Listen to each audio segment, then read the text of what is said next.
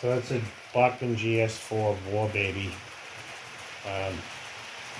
which actually, I don't know why Bachmann used the GS4. There was really no such thing as a GS4 War Baby. I believe it was a GS6 or a GS3. It only had one headlight. But anyway, they did that. And that is a tender from a Freedom train that I wrapped black with white vinyl. And this chassis is a Rivarossi 464. Cut in the back, added an extra set of drivers. Changed the tires to black rubber so it has some traction. There's a chunk of lead under the cover for weight. A small can motor that just barely fits in there. Looks like this. Looks just like that. It's mounted to black rubber, crazy glued down. Very tight. It won't come loose. No flywheels or anything like that. Drains about 1/4 of an amp, pulling 30 freight cars. Pulls 30 freight cars, no problem. Unlike the original Bachmann. Fairly quiet. I will add DCC to it later.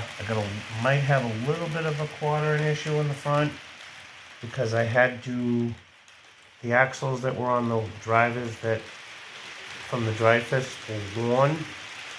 Obviously never oiled, so they were oblong.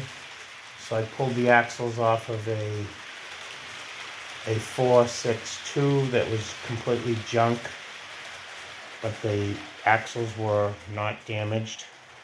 So I had 2 brand new axles and I changed one of the ones with the gear because that was oblong. And then after I did that, I had to re-quarter them. I might be off a little bit, or it could be some wear in the chassis. But I think that's about as good as it's going to get. I mean, the chassis is 40 years old, or 50 years old for Christ's sake, so it actually works fairly well, I would say. Got pretty good low speed. The white lettering I put on there myself. I plotted it at my work. I do graphic arts. A little thick. The font was a little too thick, but I'll fix it later. But anyway, there you have it. So I've got a few of these Bachmann conversions if I can get the shells cheap enough, or the broken trains. A lot of people are asking ridiculous prices for a busted train. I got that shell for 15 bucks. And there's a couple daylights there. This one here has the Bachmann, still has the original Bachmann split chassis in it with the pancake motor. I actually repaired the rail joiners on this one. And there's one with DCC that has a Rivarossi chassis with the Bachmann red truck. There's my cat Scruffy. He was a feral cat. I took him in. He's only got 3 good working legs. As you can see, he's a good boy though. He's about 8 years old, right, Scruff? He is a small Maine Coon cat. He's beautiful, isn't he? He usually doesn't not come in here, actually. This is the attic of my house where the layout is on the floor, because to do a table, I wouldn't have been able to make the layout this big. It's 1/4 inch foam underneath most of the track, except for where I need to walk.